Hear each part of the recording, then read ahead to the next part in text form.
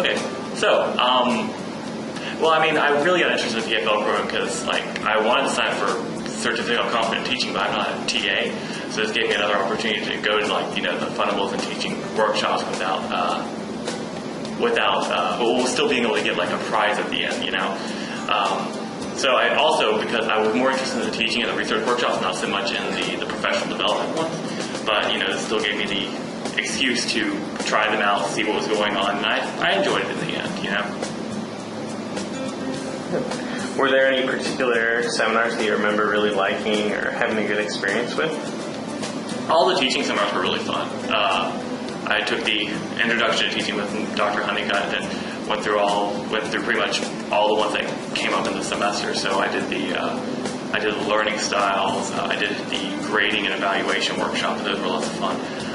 Also, one of my, I think probably the best one that wasn't teaching really was there was a panel discussion for responsible content research where they had different educators from different departments all talking about the mentoring relationship between, like, PhD students, postdocs, and advisors, and how it's very different from the lecturing relationship that undergrads go through.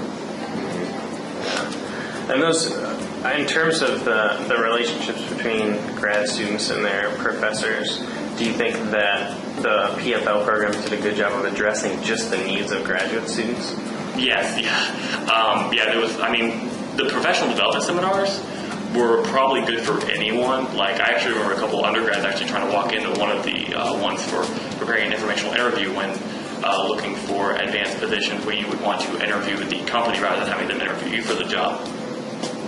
But especially the responsible content research one, that was very good for grad students. The teaching ones were very good for grad students who were wanting to go into education, or those who wanted, like, kind of information on how to, information on how to educate, like if you were giving a seminar in a work environment. So, I mean, it was very spread out across academic and industry targeted graduate students. So my name is Katie Smith, and I decided to do the Preparing Future Leaders just because as a grad student, I also work full-time, and so I was looking for something to supplement what I was learning in the classroom outside of the workforce. And so I decided to sign up for Preparing Future Leaders because I was really interested in some of the workshops that they were going to have on networking and just development of your professional aura, I guess you could call it. So that was something I was really interested in, and I was really impressed by what was put together. I really enjoyed being able to go to workshops that had people from different fields. I'm in the College of Natural Resources, so a lot of times we have this little niche of group of people that's all you ever see when you do your graduate work. And so to be able to meet people from design and people from CHAS and other groups was really, really great to hear that they're having the same concerns about what are we going to do when we graduate, or how do we make ourselves better people. And so that was one of my favorite parts of doing that, was getting to meet some of the other individuals.